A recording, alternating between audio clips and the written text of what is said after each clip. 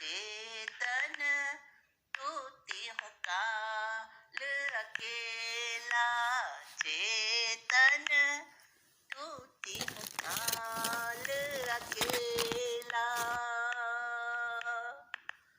नदी नाव संजोग मिले जो, नदी नाव संजोग मिले जो, जो कुटुंब का मेला, एक तन तूती हूँ काल अकेला।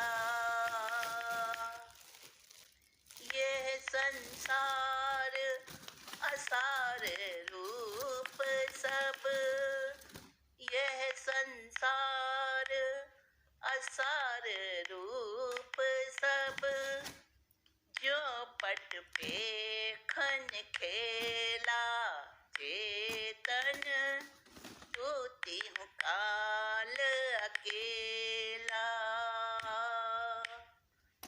सुख संपत्ति शरीर जल बुध बुध, बिन सत नाही बेला, चेतन तूती हूँ काल अकेला, चेतन तूती हूँ काल अकेला। मोह मगन आत्म गुण भूलत, मोह मगन आत्म गुण भूलत, परितोहि गल जेला। मैं करत चहूँ गति डोलत, मैं करत चहूँ गति डोलत, बोलत जैसे छेला, चेतन तूती हूँ काल अकेला, चेतन तूती हूँ काल अकेला। कहत बनारसी मिथ्या मत तज, कहत बनारसी मिथ्या मति तज, होई सुगुरु का चेला। दास वचन परतीत आन जिय, दास वचन परतीत आन जिय, होई सहज सुर झेला, चेतन तूती हूँ काल अकेला, चेतन तूती हूँ काल अकेला। नदी नाव संजोग मिले जो, त्यों कुटुंब का मेला, चेतन तूती हूँ काल अकेला, चेतन तूती हूँ काल अकेला। साथियों, पंडित बनारसी दास ने बहुत सारे ग्रंथ लिखे हैं और बहुत सारे काव्य भी लिखे हैं। ये उनका लिखा एक काव्य मुझे कहीं से मिला और मैंने सोचा कि जरूर इसको आप सब साथियों के सामने मैं बताऊं। देखिए कितना वैराग्य भरा है इस गीत के अंदर। ये ऐसी ही भाव दशा में वो जीते थे, मतलब गृहस्थ थे वो, लेकिन गृहस्थ होते हुए भी उनकी भाव दशा उसी आत्मानंद की हमेशा रहती थी। और उन्होंने अपने जीवन से, यानी कि उन्होंने प्रत्यक्ष जीवंत उदाहरण स्वयं का प्रस्तुत किया सबके सामने, जो पूरी लोक के सामने, पूरे संसार के सामने उन्होंने अपने आप को प्रस्तुत करके बताया कि गृहस्थ में भी रहकर बिल्कुल कमल जैसा निर्लेप जीवन जिया जा सकता है। तो क्या कहते हैं इस गीत में? चेतन अपने आप को संबोधित कर रहे हैं कि तू तो 3 काल से अकेला ही है, अकेला ही था और अकेला ही रहेगा। तू समझता है, हे जीव, मेरे इतने सारे संबंधी हैं, मेरी संतान है, मेरे माता पिता, मेरे मित्र, मेरे पड़ोसी, मेरे प्रियजन, मेरे इष्ट मित्र, पता नहीं कितने कितनों को तू अपना मान के बैठा है। लेकिन ये तेरी आत्मा, ये हमेशा से अकेली ही आई, अकेली ही रहेगी। देखो, संसार के अंदर माता से बढ़ के किसी का वात्सल्य और ममता नहीं होती। और माता जब उसके पुत्र को कोई कष्ट आ जाए तो वो माँ कितनी दुखी होती है। जो कुछ शरीर से सेवा कर सकती है, जो कुछ उसके लिए दवा, इलाज, चिकित्सा, सेवा सब कुछ करती है वो। और अगर बच्चे को कष्ट होता है ना, क्योंकि उसका भी तो अपना कर्म है ना, तो माँ उसका दर्द ले नहीं पाती, चाहती है मैं ले लूं इसका दर्द, इसकी पीड़ा मुझे मिल जाए, पर नहीं मिलती। जिसने बांधा वही तो भोगेगा, दूसरा कैसे भोगेगा? माँ छटपटाती है क्योंकि वो मोह के कारण वहां अनुबंध है। उस बच्चे की पीड़ा वो भी भोगती है, वो भी उसकी साझीदार बनती है, पर बच्चे की पीड़ा नहीं भोग रही है वो। उसके भोगने से उस बच्चे की पीड़ा हल्की नहीं होती, कम नहीं होती, और माँ एक्स्ट्रा भोगती है उसे। क्यों? क्योंकि मोह का, ममत्व का अनुबंध उसके साथ हो जाता है। इस उदाहरण से हम समझें कि कोई किसी का कर्म ले नहीं सकता, हल्का कर नहीं सकता, बांट नहीं सकता। और ऐसे ही कोई किसी का ज्ञान, कोई किसी का अपना अस्तित्व वो भी नहीं ले सकता। कोई कितनी कोशिश करे, छीनना चाहे, छीन नहीं सकता। हे आत्मन, तू समझा रहे हैं पंडित बनारसी दास अपने कवित्व भाषा में कि चेतन, तू 3 काल से अकेला ही है, त्रिकाल से तू अकेला है, अकेला ही रहने वाला है। और तू सबको अपना समझ बैठा है, दूसरों के लिए कितने कितने कुकर्म करता है, चाहे परिवार के लिए कह दो, चाहे प्रीति निभाने के लिए कह दो, न मालूम किस संबंध से जुड़ा, उन डोरियों से, अदृश्य डोरियों से बंधा हुआ तू न मालूम क्या क्या करता रहता है। पर याद रख, जिनके लिए तू कर रहा है ना, वो नहीं भोगेंगे, तू ही भोगेगा। अच्छे और अपने बुरे कर्म जो करता है वही भोगता है। ये तेरे जितने भी संबंधी, ये जितने भी तेरे आसपास सजीव और निर्जीव पदार्थ हैं, जिनमें तू अटका हुआ है, जिसमें तू भटका हुआ है, उलझा हुआ है, उस उलझन को सुलझा ले।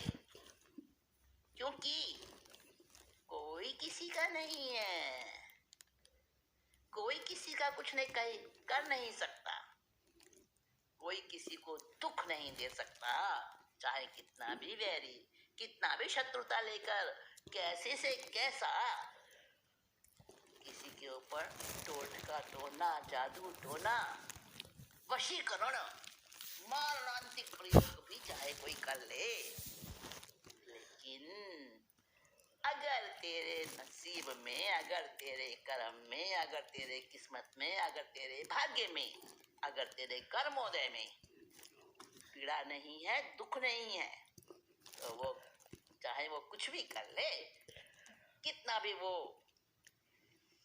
बहुत होशियार व्यक्ति है जो तुझ पर अपने प्रयोग कर रहा है, लेकिन तेरा कुछ भी नहीं बिगड़ने वाला, कुछ भी नहीं बिगड़। हाँ, समझ ले इस बात को। कहाँ खो गए आत्मन साथियों? मैं आप ही से कह रही हूँ। इस संसार में चारों तरफ जो तुम्हारे सजीव निर्जीव वस्तुओं का, पदार्थों का बिखरा पड़ा है, उनको तुम अपना समझते हो, अपना मानते हो। चाहे वो जमीन जायदाद हो या संबंधी हो, कोई तुम्हारे नहीं है। तुम अकेले हो, अकेले, आत्मा से अकेले हो।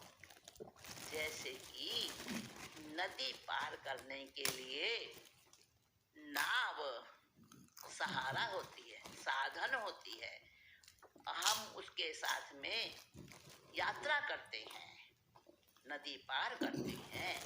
जैसे हम किसी साधन से, ट्रेन से, बस से, वायुयान से कहीं भी जाते हैं और हमारे कोई सहयात्री होते हैं, साथी होते हैं जो हमारे साथ यात्रा कर रहे हैं।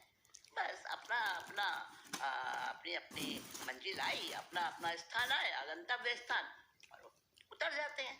चाहे रास्ते में कितने मित्र बन जाएं, एक दूसरे का एड्रेस भी लेते हैं, एक दूसरे के सुख दुख को भी मतलब साझा करते हैं, शेयर करते हैं, बहुत सारी बातें करते हैं, बड़ा अपनापन हो जाता है, बड़ी मित्रता हो जाती है। लेकिन सहयात्री हैं वो अपने स्थान पर, हम अपने स्थान पर। तो कहा नदी नाव संजोग मिले जो, जैसे नदी और नाव का संयोग मिलता है, जो कुटुंब का मेला, समझो ऐसे ही कुटुंब का मेला है ये। बस ये कुटुंब जो तुम्हारा चारों तरफ है, चाहे वो इष्ट मित्र है, चाहे वो पड़ोसी हैं, चाहे वो संबंधी हैं, या तुम्हारे अपने संतान, या अपने बच्चे, या अपने माता पिता, कोई भी, सब के सब मेला ये, और तुम मेले में अकेले हो। ये संसार असार रूप सब, और सारा संसार क्षणिक है, असार है, जो पट पेखन खेला। पट पेखन का मतलब है कि पर्दे के पीछे। नाटक जब शुरू होता है, पर्दा उठता है और रंगमंच पर नाटक शुरू हो जाता है। लेकिन पर्दे के पीछे पट प्रेक्षण, जब वो पर्दा गिरा दिया जाता है, उसके बाद खेल खत्म, है ना? तो ऐसे ही जिस दिन तेरी आंखें बंद हुई, सारा खेल, सारा नाटक, सारा रंगमंच, ये सब खत्म हो जाएगा, विलीन हो जाएगा, नष्ट हो जाएगा। तेरे लिए नष्ट हो जाएगा ना, दूसरों के लिए रहेगा। बात तो अपनी है ना।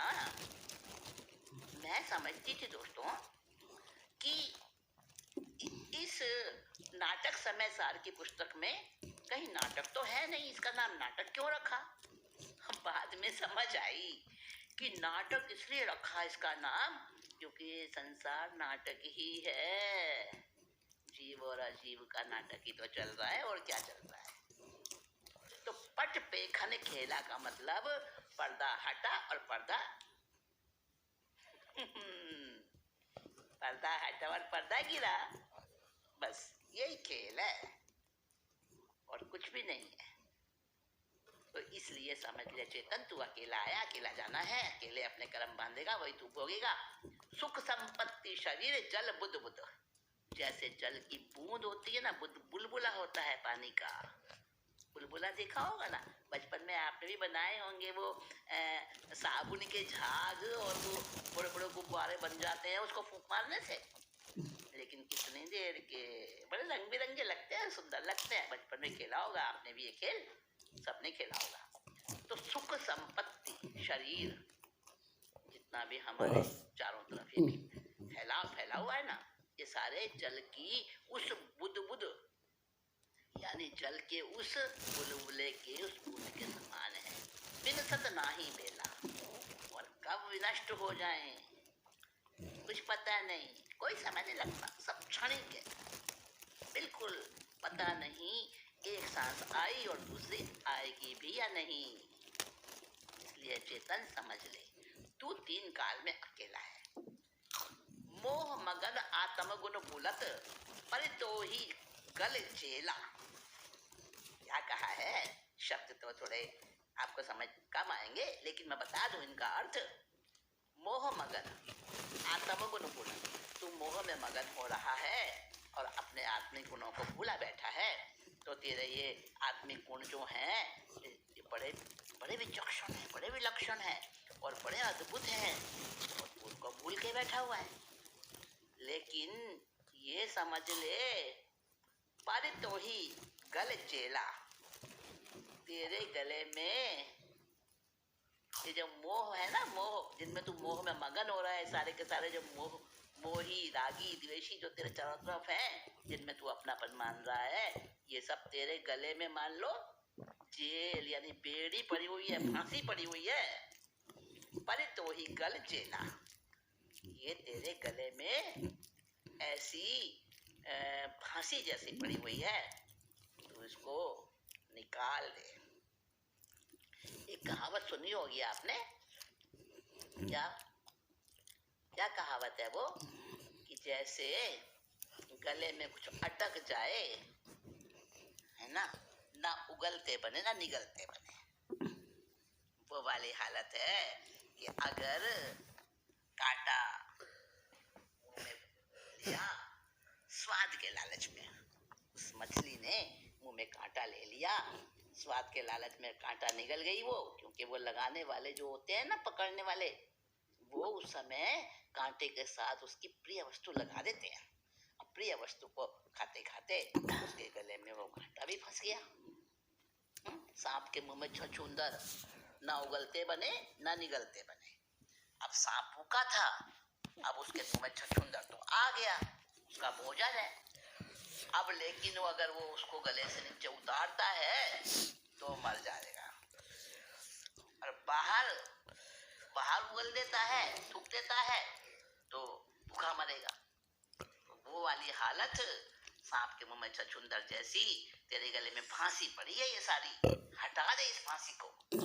मैं करत चाहूं गति दौलत, मैं और मेरा, बस यही तो फंदे हैं जो तुझे चारों गतियों में विभिन्न विभिन्न योनियों में भ्रमण कराते हैं। बोलत जैसे छैला, और तू कैसे बोलता है, बड़े अभिमान से, बड़ा सज धज के रहता है, बड़ा अपने को बहुत समझता है कि मैं सबसे बढ़ के हूँ, मेरे बराबर कौन है। बोलत जैसे छैला, लेकिन चेतन तू 3 काल अकेला, 3 काल में अकेला ही है। कहत बनारसी मिथ्या मत तज, बनारसी दास कहते हैं, समझ लो मेरे बंधुओं, इस मिथ्यामती को छोड़ दो और हो ही सो गुरु का चेला। कोई अच्छे ज्ञानी गुरु खोज लो और उसके शिष्य बन जाओ, आत्मज्ञान की एक विद्या प्राप्त कर लो। दास वचन प्रतीत आने जिया, और उनके गुरु के सदगुरु के वचनों को सुनो, समझो, अंदर में उतारो, प्रतीत आन जिया, और उसके अपने अंतःकरण में उसकी श्रद्धा प्रकट करो। इसे कह रहे हैं वो सच है, इन्होंने महसूस किया है, इन्होंने अनुभव किया है, इन्होंने उस चीज को समझ लिया है, इसलिए बता रहे हैं। और तुम भी समझो, प्रतीत यानी श्रद्धा कर लो अपने अंदर में, तो हो ही सहज सुलझेला, और तू सहज में बड़े आराम से सुलझ जाएगा। जो तू उलझन में पड़ा है ना और घूम रहा है, एक बात है, ये 84 का चक्र है ना, चक्र का मतलब सर्कल, गोला। आपने देखा कभी गोले का कोई एक बिंदु होता है क्या, उसका कोई पॉइंट होता है क्या? नहीं होता। परिधि पर बस घूमते रहो, कभी उसका अंत आएगा ही नहीं, ना उसका आदि है ना उसका अंत है। तो 84 का चक्र ऐसा ही है, दुष्चक्र है ये, विश्व सर्कल। इस पर घूमते रहो और कभी उसका अंत आने वाला नहीं है। अंत कैसे आएगा? अंत आएगा जबकि केंद्र की ओर हम झुकेंगे। की ओर दृष्टि जाएगी और धीरे धीरे केंद्र में पहुंच जाएंगे। एकदम नहीं जा सकता कोई परिधि से उछल के केंद्र में। हाँ, अपना वो केंद्र से जो दूरी आ गई है, सर्कल में एक सेंटर होता है, मेन पॉइंट होता है, जिसके ऊपर कभी बच्चे ज्योमेट्री बॉक्स में देखा होगा आपने, प्रकार होता है एक प्रकार, और उसमें पेंसिल फंसाई जाती है और फिर प्रकार की नोक स्थिर करके और पूरा ड्रॉ किया जाता है सर्कल। तो जितना हम उस प्रकार को खोलते हैं ना, उसका व्यास सर्कल यानी उसका चौड़ाई सर्कल की उतनी ही होती है।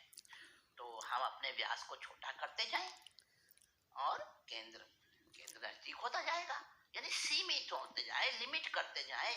आज हमने अनगिनती ड्रेस है हमारे पास, बहुत अनाप शनाप पैसा है, अरे उसकी लिमिट तो करो। जब तक लिमिट में नहीं आओगे तब तक तुम्हारा केंद्र निकट नहीं आएगा। केंद्र से निकटता आती जाए, वैसे वैसे चिंतन, वैसे वैसे कार्य करने होंगे, अपने को समेटना होगा। धीरे धीरे समेटो और यही उलझन से सुलझने का रास्ता है। समझे, यही उलझन से सुलझने का रास्ता है और इसी से तू अकेला चेतन आगे बढ़ सकता है, अपनी आत्मा को, खोई हुई आत्मा को प्राप्त कर सकता है। अपने उस वास्तविक स्वरूप में स्थिर हो जाओ। इसके लिए बनारसी दास जी की सलाह माननी जरूरी है। सुगुरु का कथन सुनना और समझना और जीवन में उतारना जरूरी है। दोस्तों, पंडित बनारसी दास का ये जो काव्य है, ये मुझे बहुत अच्छा लगा और मैंने आपके साथ शेयर किया। आप इसको सुनिएगा और अंदर में आनंद लीजिएगा। इसी के साथ आज की मीटिंग विराम देती हूँ।